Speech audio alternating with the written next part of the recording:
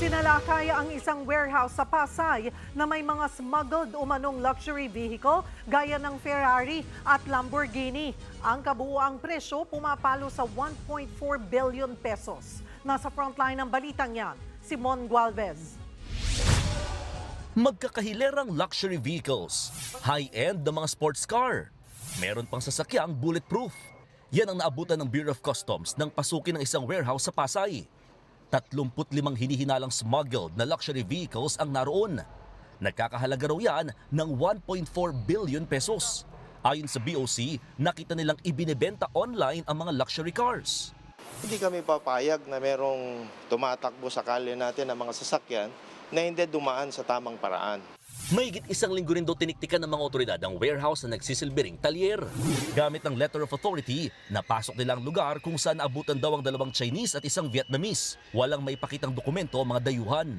Sa mga luxury vehicles na nandito, hindi bababa sa 20 milyong piso yung presyo ng pinakamura ng unit. Bagay na malaking halaga sana yung makukuhang kita ng pamahalaan kung nagbabayad lang ng tamang duties and taxes ang mga ito.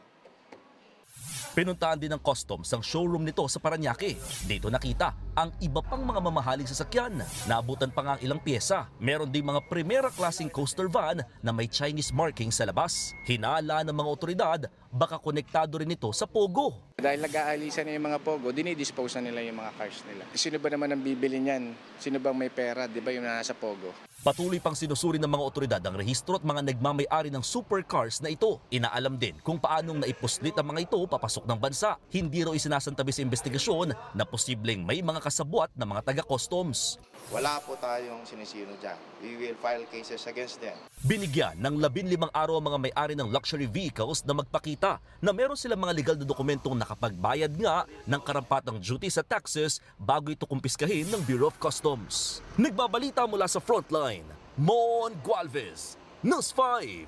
Mga kapatid, Cheryl Cosim po, huwag maging huli at maging una sa lahat sa balitaan. Para sa tuloy-tuloy na talakayang sa Frontline, mag-follow at mag-subscribe sa social media pages ng News 5.